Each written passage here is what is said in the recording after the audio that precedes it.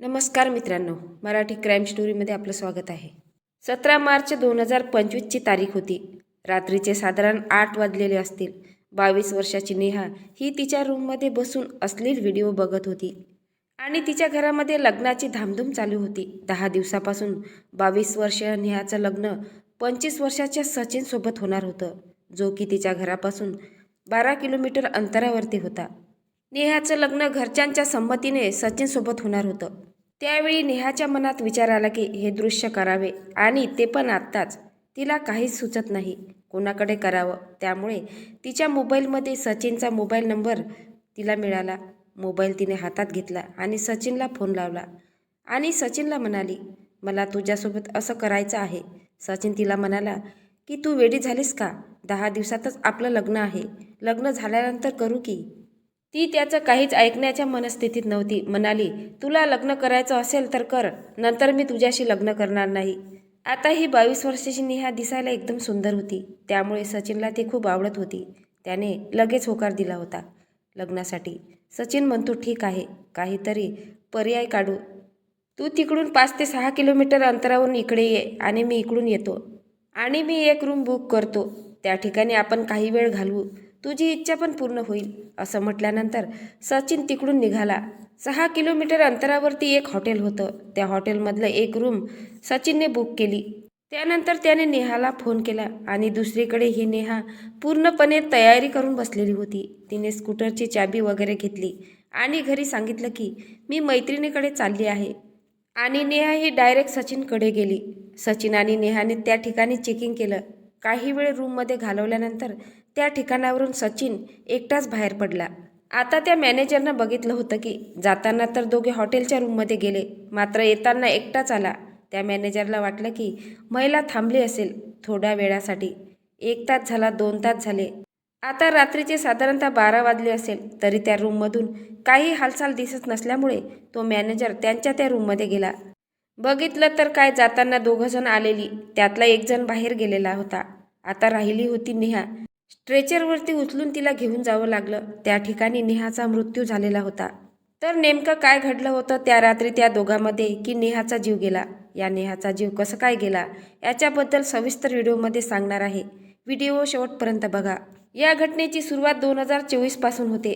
4 मार्च 2024मध्ये ही नेहा आपलं college complete करून घरी बसलेली होती. पण हिला रोज कॉलेजला जायची सवय लागलेली होती. कॉलेजमध्ये असताना नेहाने 2 ते 3 बॉयफ्रेंड बनवले होते. त्यामुळे आता ते बॉयफ्रेंड नेहाला भेटायचे. त्यावेळी ही नेहा कायम लॉजवरती जायची, त्यांच्यासोबत हे सगळं करायची.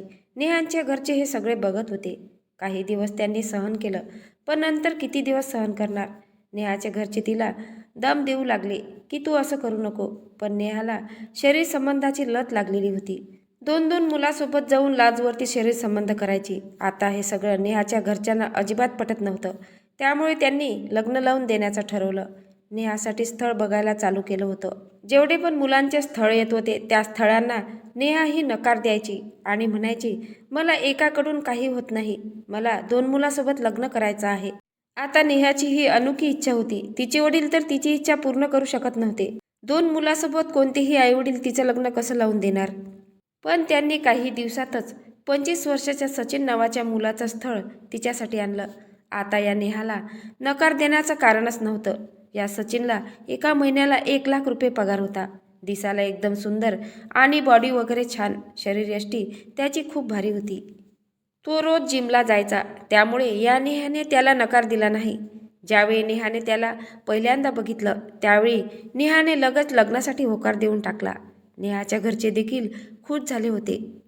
पण यांची खूप मोठी चूक झाली की मुलीला लग्नाआधीच शरीर संबंधाची लत लागलेली होती. त्यांनी विचार केला की लग्न लावून दिल्यानंतर सगळं काही ठीक होईल. लग्नाआधीचं तिचं शरीर संबंधाची जी लत आहे ते त्यांनी सोडवायला पाहिजे होतं, पण ते त्यांनी सोडवलं नाही. आता सचिन, नेहा या दोघांच्या घरच्यांनी दोघांचं लग्न ठरवलं. या सचिनला भरपूर गिफ्ट वगैरे दिले, त्यामुळे सचिन खुश झाला. आता सचिन आणि नेहामध्ये काही दिवस बोलणं चालणं सुरू झालं होतं. इकडे ही नेहा सचिनसोबत लग्न जुळलेलं असताना सुद्धा ती तिच्या बॉयफ्रेंडसोबत भेटायची. तिला जे करायचं ते ती करायची. सचिनला या नेहाबद्दल कसलीही कल्पना नव्हती. सचिन हा आनंदाने नेहासोबत संसार करायचं स्वप्न बघत होता. तो रोज सकाळी 9 वाजता ऑफिसला जायचा, सायंकाळी 5 वाजता यायचा. त्यानंतर नेहासोबत फोनवरती बोलायचा. दोघांमध्ये आता चांगल्या प्रकारे मैत्री झालेली होती. दोघात आता घट्ट मैत्री झाली होती. कधी कॅफेत भेटत असायचे, तर कधी जेवण करायला सोबत जायचे, सोबतच फिरायचे. मात्र या सचिनने अजूनपर्यंत नेहाला हात लावलेला नव्हता. तिला साधा टच देखील केलेला नव्हता. कारण सचिन हा एका चांगल्या कुटुंबातील मुलगा होता. त्याला चांगले संस्कार होते, अगदी नेहाच्या उलट. मात्र नेहा ही कितीतरी मुलांसोबत फिरलेली नालायक मुलगी होती. तिच्यावर कसलेही संस्कार नव्हते आणि ती कोणाचंही ऐकत देखील नव्हती. नेहा आणि सचिन या दोघांच्या लग्नाची तारीख आता जवळ यायला लागली होती. 20 दिवस राहिले, 15 दिवस राहिले. त्यावेळी या नेहाने जेवढेही जुने बॉयफ्रेंड होते त्यांना नेहाने ब्लॉक करून टाकले होते. त्यांच्यासोबत भेटणं बोलणं पूर्णपणे बंद केलं होतं. म्हणजे ती आता पवित्र झाली होती. पण हे सगळं वरून वरून वाटत होतं की नेहा पवित्र झाली, पण तिचं जे मन होतं ते एकदम दूषित झालेलं होतं. आता हिच्या मनामध्ये तीच क्रिया करायचे विचार येत होते. पण ती थोडं स्वतःला कंट्रोल करत होती. कारण काही दिवसातच तिचं लग्न होतं. तिने तिच्यावरती ट्रीटमेंट करून घेतली. कारण ती जागा आता एवढ्या मुलासोबत शरीरसंबंध केल्यामुळे थोडी पसरलेली होती. नेहाने डॉक्टरांकडे जाऊन ट्रीटमेंट करून घेतली. म्हणजे असं झालं की आता ती नवीन झाल्यासारखी झाली होती. आता जसे जसे दिवस जवळ येत होते तसं ही नेहा अजूनच बावळट व्हायला लागली होती. आता तिला कंट्रोल होत नव्हतं. लग्नाला 15 दिवस राहिली. अशी ती दिवस मोजायची. कधी लग्न होते आणि कधी नाही. कधी ते मी सर्व करतो असं तिला वाटू लागलं होतं. काही दिवस गेले. आता फक्त लग्नाला 8-9 दिवस राहिले होते. त्यावेळी नेहाने ठरवले की आता नाही, मला कंट्रोल होत नाही. मी आता तर बाहेर जाऊ शकत नाही. पण जो सचिन आहे त्याच्यासोबत 8 ते 9 दिवसातच लग्न होणार आहे. त्याच्यासोबत हे कृत्य करावं या नेहासाठी दागदागिने बघायला चालू होते. सोनार वगैरे आले होते. तिच्यासाठी लग्नाची शॉपिंग चालू होती. बाहेर सकाळी लोक येऊन बसलेली होती. सोनार वगैरे त्यांच्या घरचे नेहासाठी सोन्याचे नेकलेस वगैरे सिलेक्ट करत होते. थोडा वेळ नेहाने बघितला आणि म्हणाली, तुमचं तुम्ही तुमच्या हिशोबानं करा. रूममध्ये गेली आणि त्या ठिकाणी तिने मोबाईल काढला आणि त्या मोबाईलमध्ये अश्लील व्हिडिओ बघू लागली. तिने आता कंट्रोल करण्याचा प्रयत्न केला, मात्र तिला कंट्रोल झाले नाही. तिने हाताने करण्याचा प्रयत्न केला, मात्र काही झाले नाही. त्यावेळी तिने ठरवलं की बस झाले आता.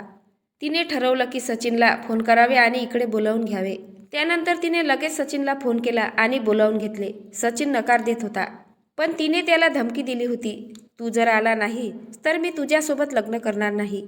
पण या सचिनला नेहा खूप आवडत होती. त्यामुळे त्याने काही नकार दिला नाही आणि म्हणाला की चल एकदा तर करून बघू, कधी तर करायचंच आहे. त्यामुळे त्याने होकार दिला आणि रूम बुक केली. आता काही वेळ या दोघांमध्ये गप्पा चालू होत्या. त्यावेळी नेहाला वाटले की आपण सर्व गोष्ट सचिनला खोलून सांगितलं पाहिजे. सचिन हा साधा भोळा मुलगा आहे, तो आपला स्वीकार करेलच. मात्र हा सचिन साधा भोळा नव्हता. तिने ज्यावेळी आपलं सर्व कथा सांगायला चालू केली त्यावेळी सचिनला हळूहळू राग यायला सुरुवात झाली, पण त्याने कंट्रोल केलं होतं. आता सगळी कथा सांगून झाल्यानंतर सचिन म्हणाला, आपण ज्या गोष्टीसाठी आलो ती गोष्ट करावी. सचिनने नेहासोबत त्यावेळी संबंध बनवले.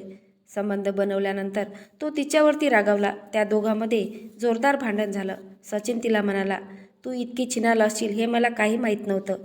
आता मला समजलं आहे. मला अगोदर काहीच माहीत नव्हतं. जर मला माहीत असतं तर मी तुझ्यासोबत लग्न करायचं कधी स्वप्नच बघितलं नसतं.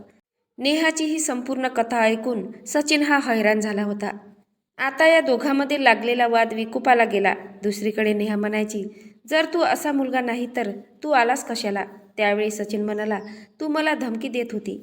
तू जर आला नाही तर मी हे लग्न मोडून टाकेल. आता या नेहाला राग आला आणि तिने सचिनच्या कानाखाली मारली. सचिनला हे सहन झालं नाही. त्यावेळी रागाच्या भरात सचिनने तिला ढकलून दिलं. त्यामुळे तिचा पाठीमागचा भाग भिंतीला लागला. त्यामुळे ती बेशुद्ध पडली. त्याने चेक केलं तर ती बेशुद्ध नव्हती. तिचा वेळ संपलेला होता. सचिनने तिला हलवून बघितले, मात्र तिची कोणतीही हालचाल होत नव्हती. त्यामुळे सचिन घाबरला. सचिनने घाईने अंगात कपडे घातले आणि तिलाही अंगात कपडे घालून दिले आणि तिला बेडवरती फेकून दिलं. तिच्या अंगावर चादर टाकली आणि त्या ठिकाणाहून फरार झाला. आता त्याला जाताना मॅनेजरनं बघितलं होतं. दोघे रूममध्ये आले होते आणि एकटाच बाहेर परत गेलेला होता. हे दृश्य बघितल्यानंतर त्याने थोडा वेळ वाट बघितली, पण ती नेहा बाहेर आली नाही. त्यामुळे त्याला शंका आली आणि तो त्यांच्या रूममध्ये गेला. त्या ठिकाणी बघितलं तर नेहा ही बेडवर पडलेली होती. तिला हलवून बघितलं तर तिचा मृत्यू झालेला होता. त्याने लगेच पोलिसांना संपर्क केला. पोलीस घटनास्थळी दाखल झाले. पोलिसांनी नेहाची बॉडी ताब्यात घेतली आणि पोस्टमॉर्टमसाठी पाठवण्यात आलं. त्यानंतर पोलिसांनी हॉटेलच्या काउंटरवर रजिस्टर चेक केलं. त्यांना समजलं की सचिनच्या नावावरती रूम बुक केलेली होती. पोलिसांनी सचिनला पोलीस स्टेशनमध्ये बोलावलं. पोलिसांनी त्याची चौकशी सुरू केली. मात्र सचिन काही बोलत नव्हता. तो खूप रडायला लागला आणि म्हणाला, साहेब माझ्यासोबत धोका झालाय. साहेब मला तुम्ही न्याय द्या. पोलीस म्हणाले, अरे बाबा या केसचा आधी न्याय निवाडा होऊ दे, मग तुझं बघू. त्यांनी कसून चौकशी सुरू केली पण हा काही साथ देईना पोलिसांच्या चौकशीला. पोलिसांनी त्याला एका जागेवर बसवलं आणि 2 कानाखाली लावल्या. तेव्हा तो पोपटासारखा बोलू लागला आणि सांगायला सुरुवात केली की माझ्यासोबत धोका झाला होता. त्यामुळे आमच्या दोघ्यात कडाक्याचं भांडण झालं आणि रागाच्या भरात मी तिला ढकलून दिलं. त्यामुळे तिला भिंत लागली आणि ती खाली पडली. खाली पडताच तिचा मृत्यू झाला. त्यामुळे मी तेथून पळ काढला. हा अचानक घडलेला अपघात होता. मला तिला मारायचं नव्हतंच, पण ढकलल्यामुळे तिला जोरात भिंत लागली आणि तिचा जागीच मृत्यू झाला.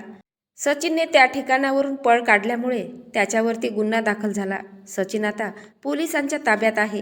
पोलीस त्याला जे काही शिक्षा देतील ते देतीलच. तर मित्रांनो, या घटनेबद्दल तुम्हाला काय वाटते नक्की कमेंट बॉक्समध्ये सांगा. नवीन असाल तर चॅनलला सबस्क्राईब करा, लाईक करा. भेटूया पुढल्या व्हिडिओत. जय महाराष्ट्र.